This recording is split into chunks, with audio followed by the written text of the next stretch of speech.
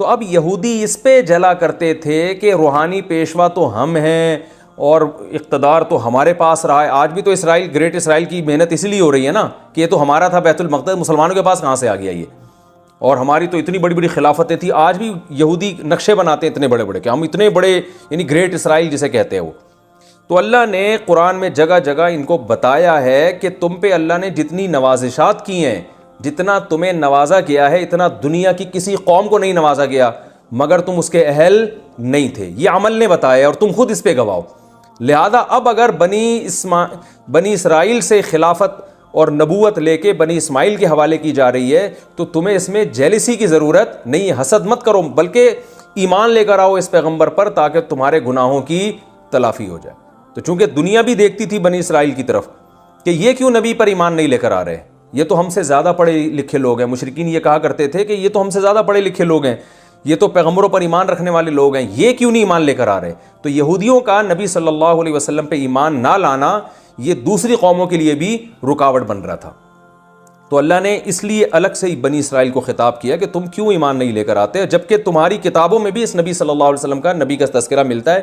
اور یہ یہودی جو یہاں کے آباد ہوئے تھے نا، یہودیوں کا اصل وطن تو شام تھا. مدینہ میں قافلہ گزر رہا تھا تو انہوں نے کھجور کے درخت دیکھے، تو وہ قافلہ وہیں اسی نیت سے ٹھہر گیا تھا کہ ہمیں جو آخری نبی کی علامتیں ملتی ہیں، اس کی علامتوں کی جو سرزمین ہے نا، یہاں وہ علامتیں ہمیں نظر آتا ہے کہ آخری نبی یہاں ظاہر ہوں گے.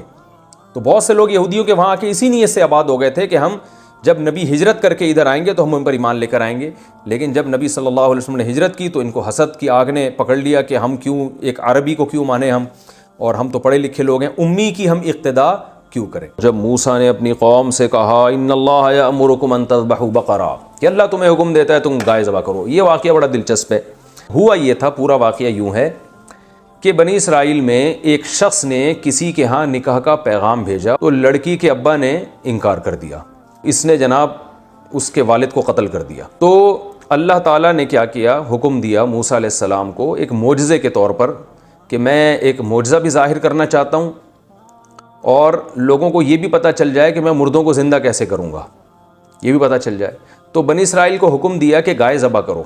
تو بنی اسرائیل بھی کہنے لگے تتخذون ہزوا، یہ کس قسم کا آرڈر دے رہے ہیں آپ، نماز کا حکم دیں، روزے کا حکم دیں، سمجھ میں آتا ہے گائے کاٹنا کیا ہے. تو اتتخذون ہزوا، کہ آپ ہمارے ساتھ مذاق کر رہے ہیں. حضرت موسیٰ کو غضب آیا کہ میری قوم کیسے بات کر رہی ہے مجھ سے.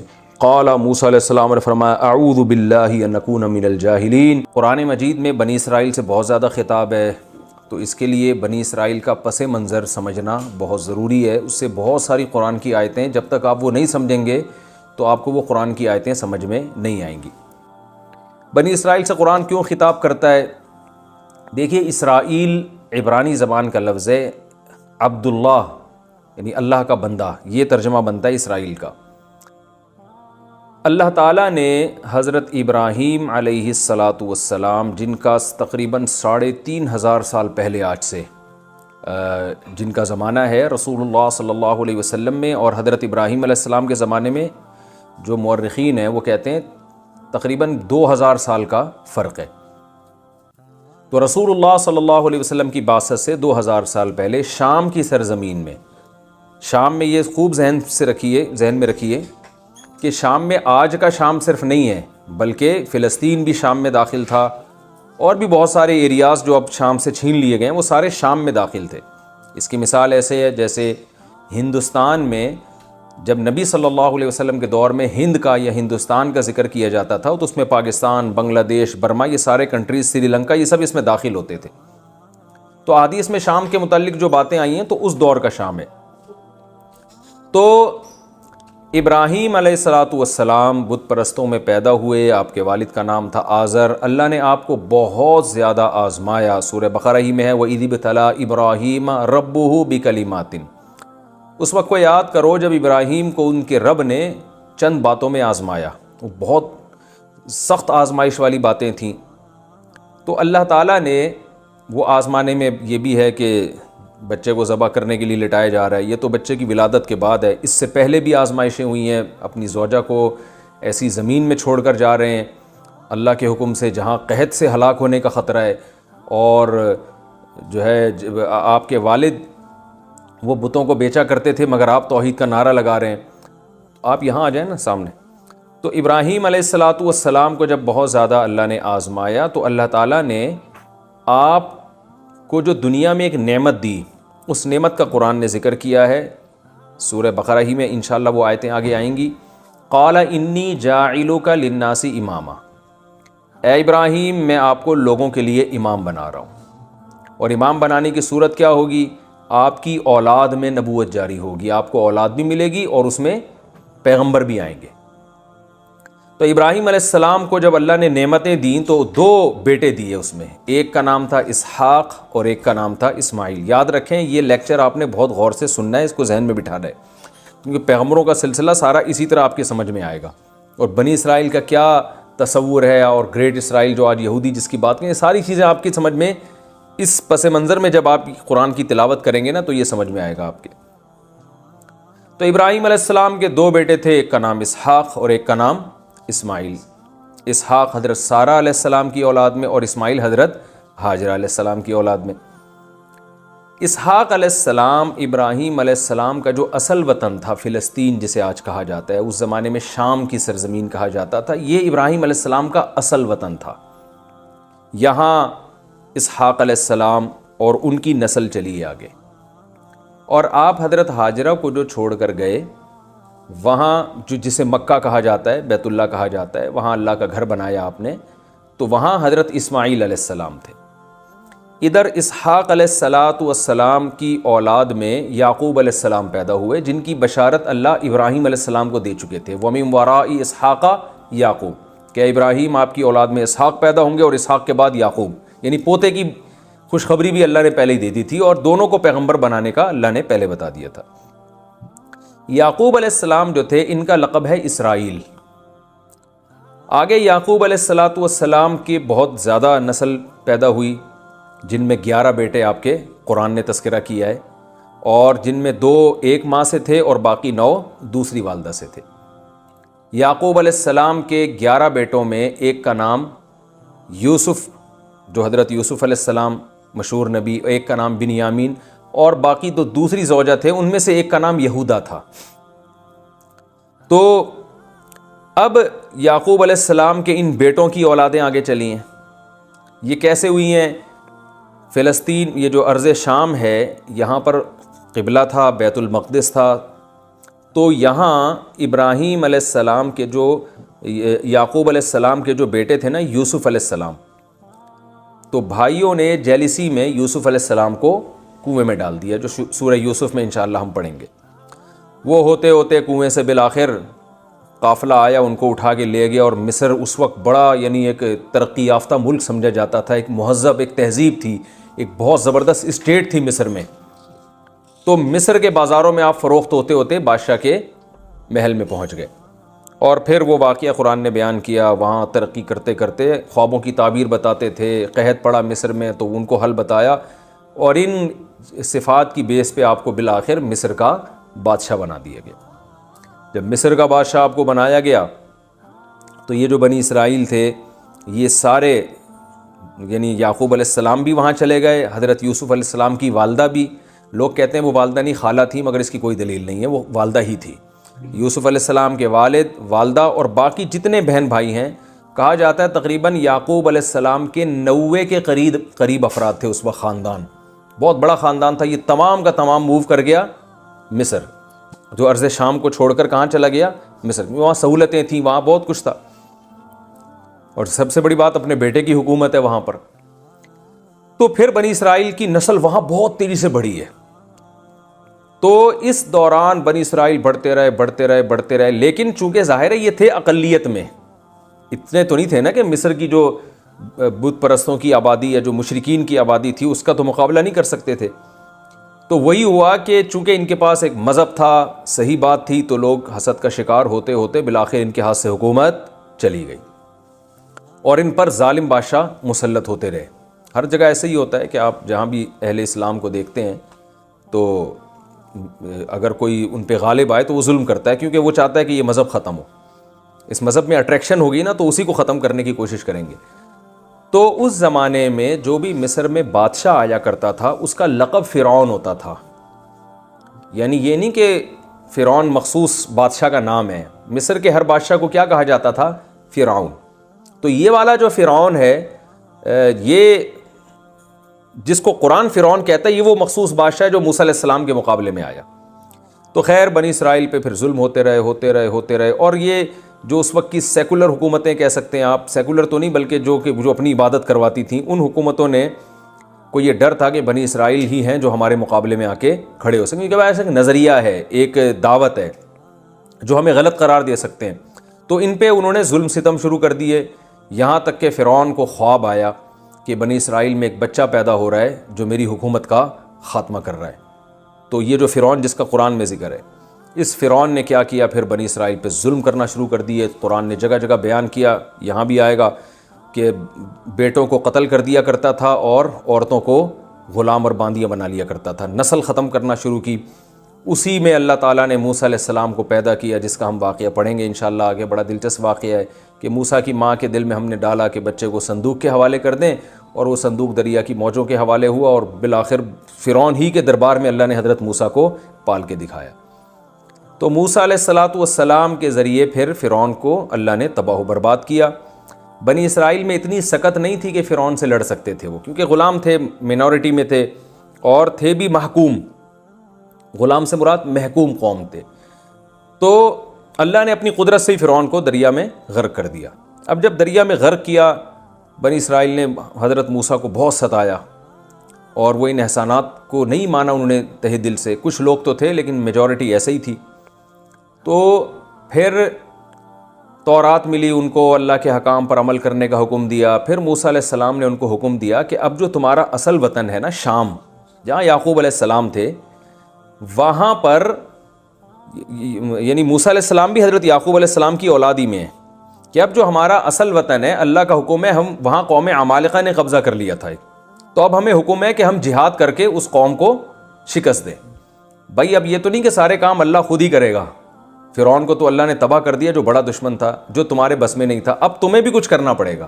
تو اب جاؤ لڑو، ادخلوا الارض المقدسۃ التي كتب اللہ لکم، اس ارض مقدس میں داخل ہو جاؤ جو اللہ نے تمہاری قسمت میں لکھ دیا، یعنی پہلے بتا دیا کہ فتح ہوگی۔ یہاں بنی اسرائیل نے ڈنڈی ماری، اور بنی اسرائیل جو ہے وہ اتنی اللہ کی معجزے دیکھنے کے بعد بھی کہنے لگے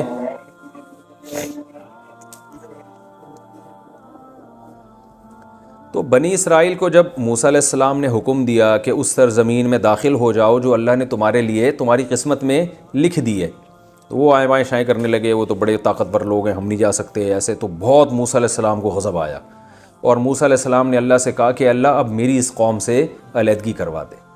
سب کچھ ہو گیا، پھر بھی اتنے معجزے دیکھ لیے، خود ٹس سے مس ہونے کے لیے تیار نہیں ہے۔ تو اللہ تعالیٰ نے فرمایا فَإِنَّهَا مُحَرَّمَةٌ عَلَيْهِمْ 40 سنہ، 40 سال تک اسی وادی میدان میں یہ گھومتے رہیں گے، انہیں شہر نصیب نہیں ہوگا، جس کو وادی تیہ کہا جاتا ہے۔ تیہ کہتے ہیں حیرانگی کو، تو یعنی حیرانگی والا میدان۔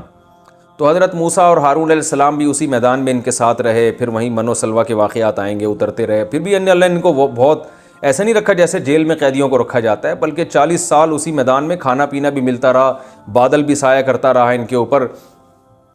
تو لیکن بہرحال یہ ہوا یہ کہ ان لوگوں نے نافرمانی کی، تو اللہ نے 40 سال سزا دی ان کو، اور 40 سال میدان میں گھومتے رہے، اور موسیٰ علیہ السلام اور حضرت ہارون علیہ السلام کی اسی دوران ان کی وفات ہو گئی۔ پھر اس کے بعد اللہ نے نئے نبی بھیجے، تو نئے نبی کی قیادت میں پھر انہوں نے جہاد کیا، اور اللہ تعالیٰ نے اس میں ان کو فتح عطا فرمائی۔ آگے ہوا یہ کہ بنی اسرائیل کے جو لڑائی میں داؤد بھی تھے، جنہوں نے دشمن کے جو کمانڈر ہے نا جالوت، اس کو قتل کیا۔ بنی اسرائیل نے کمانڈ میں لڑائی لڑی، بنی اسرائیل کے کمانڈر کا نام تھا طالوت، اور جو دشمن تھا اس کے کمانڈر کا نام تھا جالوت۔ یہ واقعہ چونکہ قرآن میں تفصیل سے آئے گا، لہذا میں ابھی صرف پس منظر بیان کر رہا ہوں نا، تو ڈیٹیل ہم وہی پڑھیں گے جہاں یہ واقعہ آئے گا۔ تو بنی اسرائیل میں ایک داؤد بھی تھے، حضرت داؤد، جو ظاہر ہے یعقوب علیہ السلام کی اولاد میں تھے۔ تو حضرت داؤد علیہ السلام نے اس وقت ان کو نبوت نہیں ملی تھی، بڑی بہادری سے لڑے وہ، اور وہ جنگ بہت مشکل تھی، بہت سے لوگ اس میں فرار ہو گئے تھے، میدان چھوڑ کے بھاگ گئے تھے. تو چند لوگ تھے جو ڈٹے رہے, ان میں داؤد علیہ السلام بھی تھے, اور انہوں نے بہت زیادہ بہادری کی, اور دشمن کے جو کمانڈر تھا نا, بہت سخت جان جالوت, اس کو قتل کیا. تو اللہ فرماتے ہیں اللہ نے اس بیس پر داؤد علیہ السلام کو جنگ کا کمانڈر بھی بنا دیا, علم بھی دیا, اور نبوت بھی دی, اور حکمت بھی دی. تو داؤد علیہ السلام پھر بنی اسرائیل کے ان پیغمبر کے جانے کے بعد داؤد علیہ السلام لیڈر بن گئے. اور داؤد علیہ السلام نے پھر بہت عبادت گزار تھے. قرآن نے ان کی عبادتوں کا ذکر کیا. ان کی آواز بہت خوبصورت تھی. قرآن کہہ رہا ہے فصل الخطاب, بہت سارے معجزے دیے اللہ نے ان کو. فصل الخطاب کا مطلب تقریر بہت خوبصورت, خطاب بہت زبردست کیا کرتے تھے, آواز اتنی خوبصورت تلاوت کرتے پرندے آ کے ٹھہر جایا کرتے تھے, اور جب وہ اللہ کا ذکر کرتے تو پہاڑ بھی ان کے ساتھ سے بھی لا الہ الا اللہ کی آوازیں آنا شروع ہو جاتی تھی. بڑے معجزے تھے. رات کو عبادت گزار تھے, دن میں روزہ بھی رکھتے, جہاد بھی کرتے. تو داؤد علیہ السلام کے ذریعے اللہ تعالیٰ نے جو ہے نا بنی اسرائیل کی دنیا میں بہت بڑے خطے پر اللہ نے حکومت قائم کر دی ان کی. تبھی آج اس حکومت کو یاد کر کے یہودی جو ہے نا وہ روتے ہیں کہ ہم تو ایسے تھے, ہم تو ایسے تھے, ہم تو یوں تھے. بہت بڑے خطے پر اللہ نے بنی اسرائیل کی حکومت قائم کر دی. داؤد علیہ السلام, اچھا وہ ایسے مجاہد تھے کہ ان کے ہاتھ میں لوہے کو بھی نرم کر دی اللہ تعالیٰ نے. ڈیوڈ کہتے ہیں نا انگریز داؤد علیہ السلام کو, آج کل انہوں نے نام چینج کیا ہوا ڈیوڈ کہتے ہیں. اللہ نے فرمایا ہم نے داؤد علیہ السلام, اچھا داؤد علیہ السلام اس زمانے میں 4 کی بیویاں کا نہیں تھا, جتنی بھی چاہے زوجات رکھ سکتے تھے. داؤد علیہ السلام کی بہت ساری زوجات تھیں. تو داؤد علیہ السلام کے جو وارث بنے وہ ان کے بیٹے حضرت سلیمان علیہ السلام. قرآن نے ان کی بھی تعریف کی. اور داؤد اور سلیمان علیہ السلام کی خاصیت کہ اللہ نے ان میں قوت فیصلہ, یعنی جو جج کا کام ہوتا ہے نا کہ یہ پہچاننا کہ کون صحیح ہے کون غلط ہے, قضا کے شعبہ یہ بہت احسن طریقے سے سر انجام دیتے تھے. تو سلیمان علیہ السلام کو اللہ نے داؤد علیہ السلام سے بھی زیادہ بڑی حکومت دی. اور سلیمان علیہ السلام نے ایک دن اللہ سے دعا مانگی, ایسی حکومت چاہیے لا ینبغی لأحد من بعدی, میرے بعد قیامت تک کسی کو نہ ملے ایسی. نیت اچھی تھی, قربانیاں تھیں, اللہ نے آپ کو ایسی حکومت دے دی کہ ہواؤں کو مسخر کر دیا. یہ جو آج احرام مصر ہمیں ملتے ہیں نا, مصر میں 4000 سال پرانی عمارتیں, یہ دنیا کے عجوبہ کیوں ہیں؟ اس لیے کہ لوگ کہتے ہیں کہ سائنسدان حیران ہیں ماہرین کہ یہ اتنی بڑی بڑی دیواریں بغیر جوڑ کی اتنے اوپر پہاڑوں پہ رکھی کس طرح ہیں, یہ کون سی کرینیں تھیں جنہوں نے ان کرینوں نے جا کے رکھا ہے.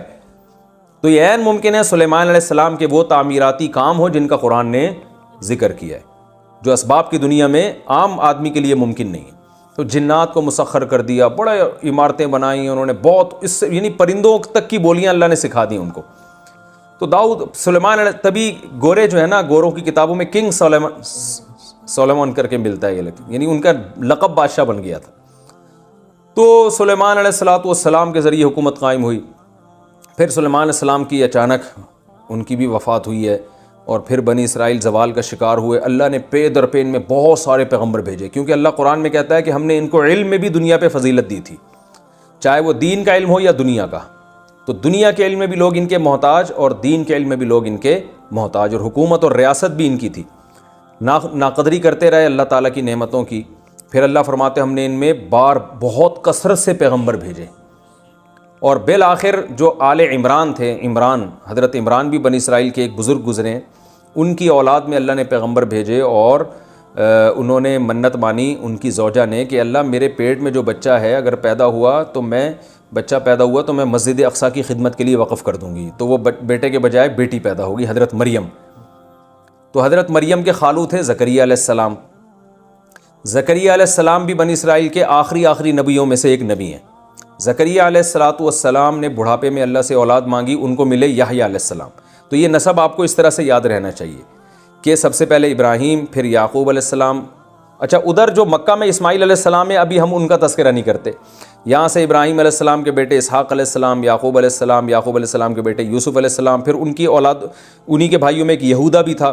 اب یہ کہ یہ جو یہودی ہیں انہوں نے وہ سارے یہودا کی اولاد میں ہیں یا ان سب یعقوب علیہ السلام کی اولاد میں؟ تو ایسا معلوم ہوتا ہے وہ سب یعقوب علیہ السلام ہی کی اولاد میں, لیکن نسبت کس کی طرف کر دی؟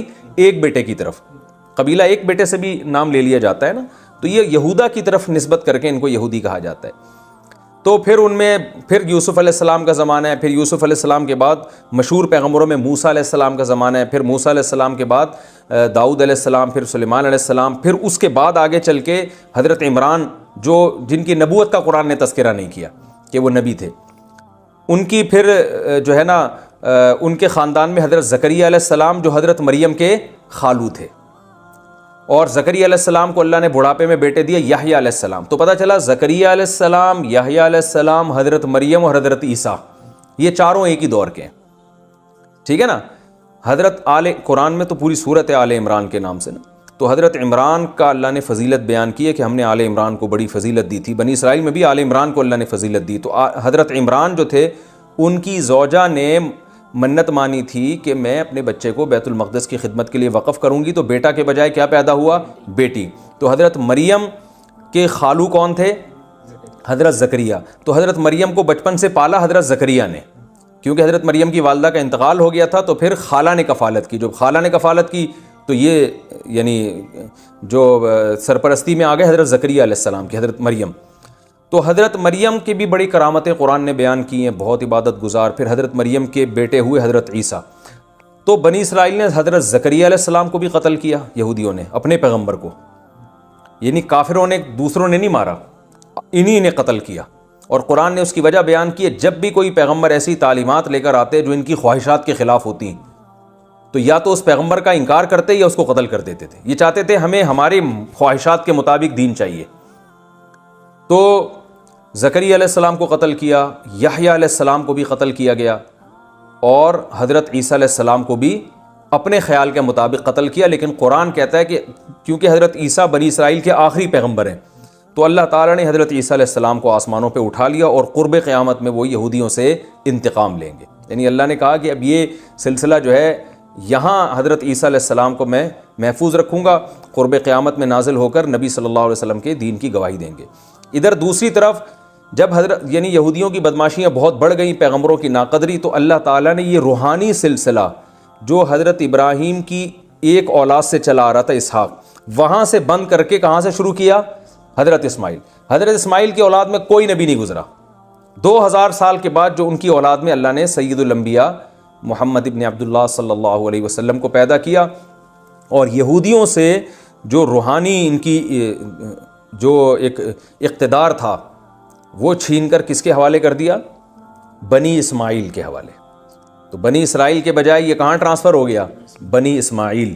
اور اللہ نے ایک ہی پیغمبر ایسے بھیجے جو تمام پیغمبروں کے سردار. تو اللہ نے دونوں کو نوازا، اسحاق علیہ السلام کو بھی، اسماعیل علیہ السلام کو بھی.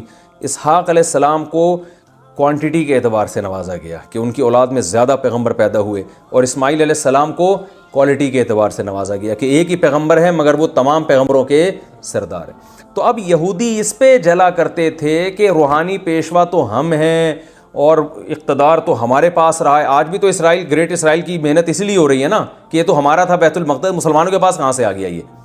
اور ہماری تو اتنی بڑی بڑی خلافتیں تھیں. آج بھی یہودی نقشے بناتے ہیں اتنے بڑے بڑے کہ ہم اتنے بڑے، یعنی گریٹ اسرائیل جسے کہتے ہیں وہ.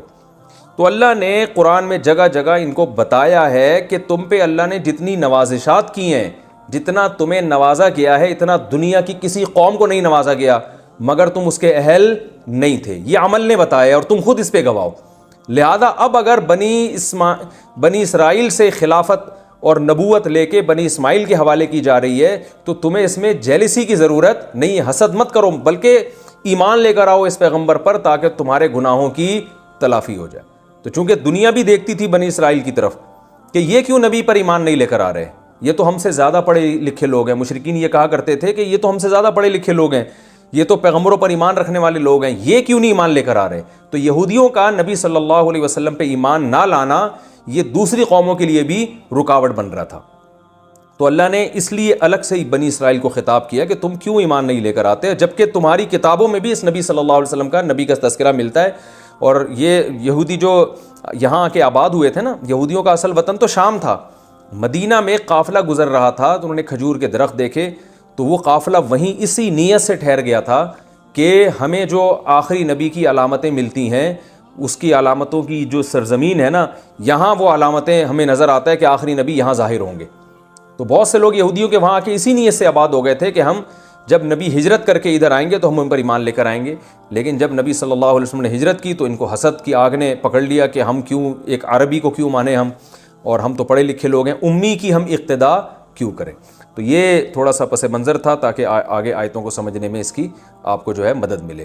وَإِذْ قَالَ مُوسَىٰ لِقَوْمِهِ، اور اس وقت کو یاد کرو جب موسیٰ نے اپنی قوم سے کہا إِنَّ اللَّهَ يَأْمُرُكُمْ أَن تَذْبَحُوا بَقَرَةً، کہ اللہ تمہیں حکم دیتا ہے تم گائے ذبح کرو۔ یہ واقعہ بڑا دلچسپ ہے۔ ہوا یہ تھا، پورا واقعہ یوں ہے کہ بنی اسرائیل میں ایک شخص نے کسی کے ہاں نکاح کا پیغام بھیجا، اس کو ایک آدمی کی بیٹی سے عشق ہو گیا، محبت ہو گئی، نکاح کا پیغام بھیجا تو لڑکی کے ابا نے انکار کر دیا۔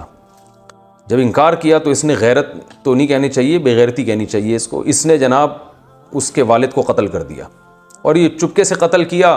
اب وہ قوم کا ایک اچھا آدمی تھا، معزز آدمی تھا، پتہ ہی نہیں چل رہا اس کا قاتل کدھر ہے، تو بڑے پھڈے شروع ہو گئے۔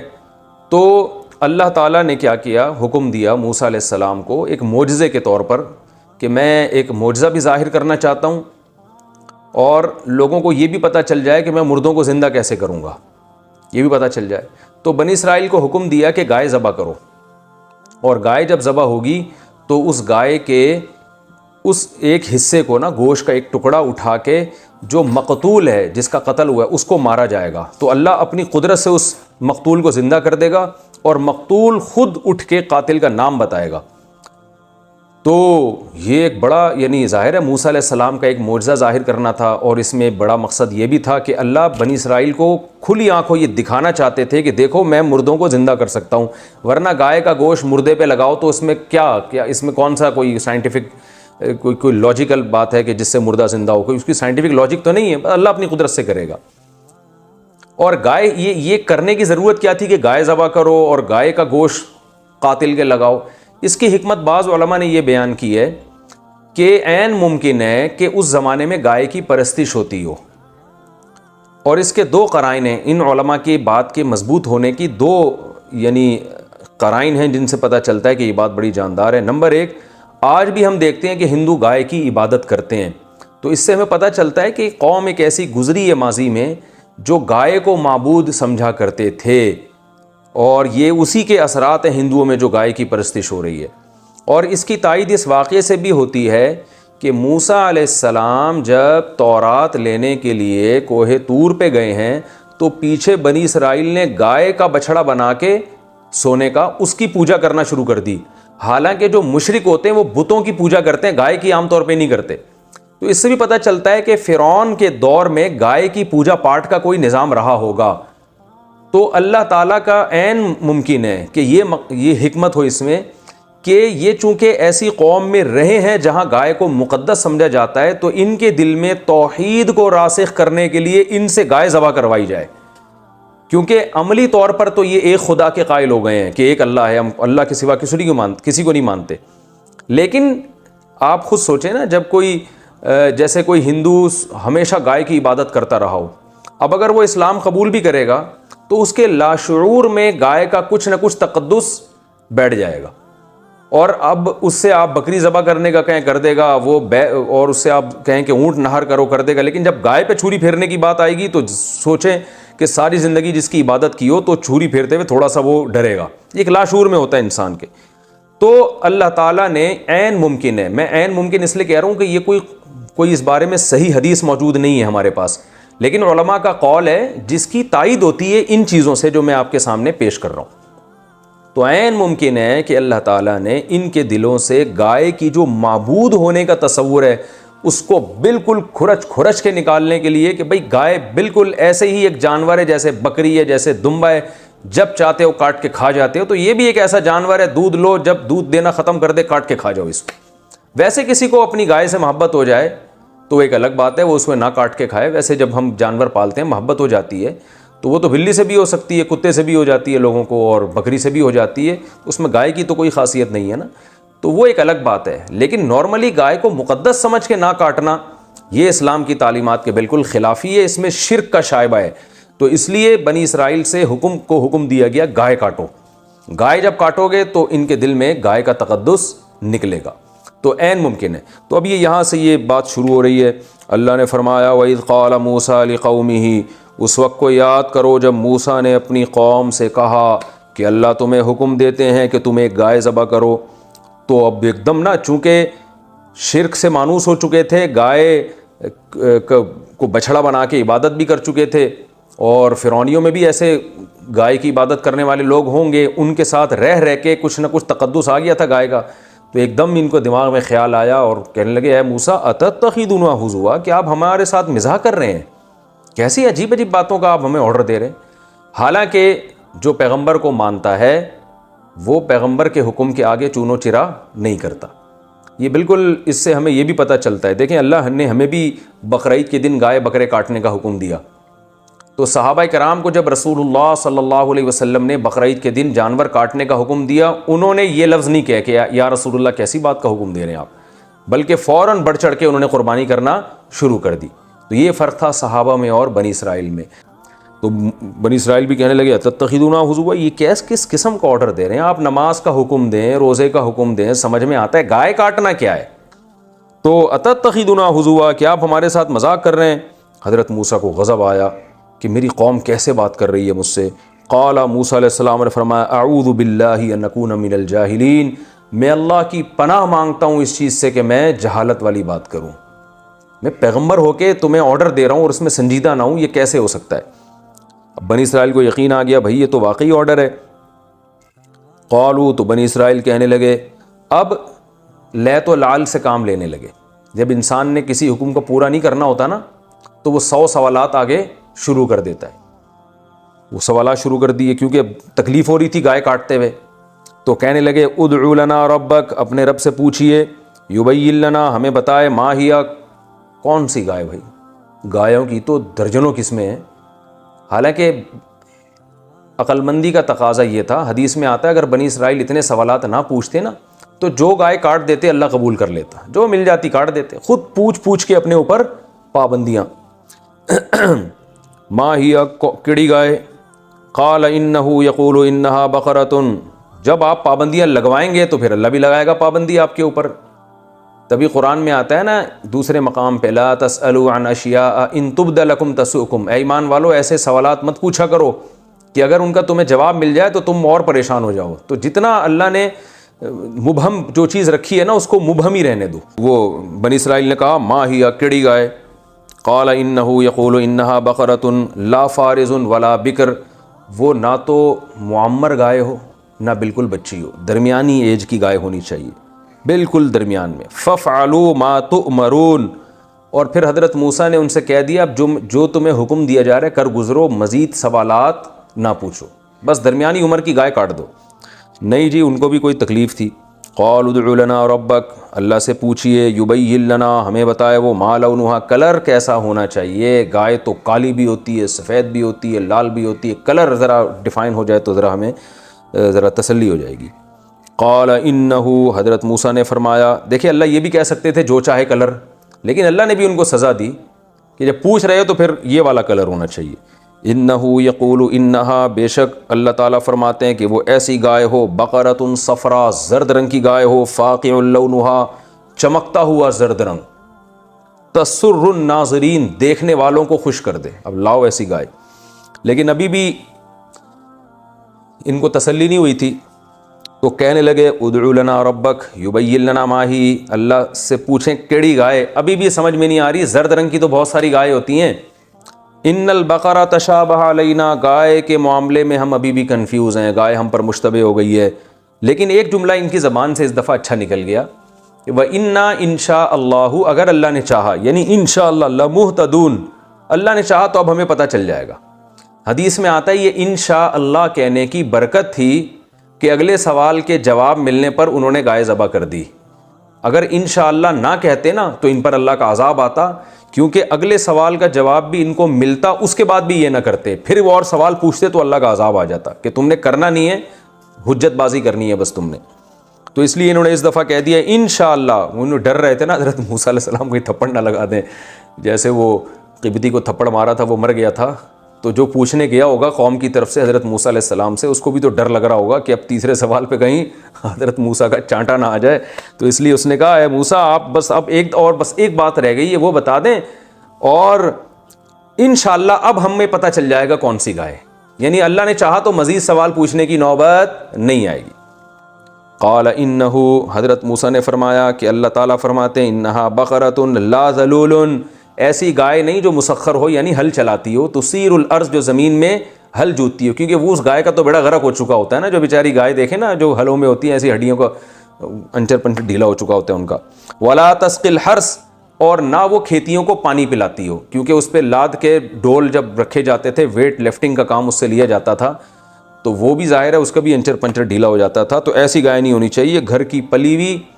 جیسے ہم قربانی میں گائے لینے جاتے ہیں نا، لوگ بتاتے ہیں بھائی گھر کا پلا ہوا جانور ہے، بالکل بڑے ناز و نخرے سے اس کو کھلایا پلایا گیا، کام وام نہیں لیا گیا اس سے. تو اس ٹائپ کی گائے. مسلمۃ لا شیۃ فیہا، ہر عیب سے پاک ہو، لا شیۃ فیہا، کوئی عیب نہ اس میں. قالوا، اب چونکہ ڈرے ہوئے تھے تو بہرحال مسلمان، ایمان تھا اللہ پر، تو کہنے لگے الآن جیت بالحق، اے موسیٰ ہون تسی صحیح بات کر دیو. الآن کا معنی کیا ہے؟ اب، رائٹ ناؤ کہتے ہیں نا انگلش میں. اب ہون، جسے پنجابی میں جو ہم نے سنا ہے، تلفظ میں گڑبڑ ہو سکتی ہے بھائی، ہون آپ نے صحیح بات کی ہے. فذبحوها، اللہ فرماتے ہیں انہوں نے ذبح تو کر دی گائے، تو اللہ فرماتے ہیں وما کادو یفعلون، یہ ایسے تھے ہی نہیں کہ یہ کام کر لیتے، یعنی بجائے اس کے کہ یہ کام ہونے ہی والا ہے، بلکہ یہ کام ہونے والا ہے ہی نہیں، یعنی اس کے بالکل اپوزٹ ہے یہ. تو اللہ فرماتے ہیں یہ قریب تھا کہ یہ نہیں کرتے یہ کام، یعنی اس بات کے انتہا تک پہنچ گئے تھے کہ اب انہوں نے اگلا سوال پوچھ کے سوالات کا دروازہ ہی بند کر دینا ہے اور عذاب آ جاتا ہے، لیکن بس کر لیا انہوں نے، اللہ کی رحمت ہو گئی.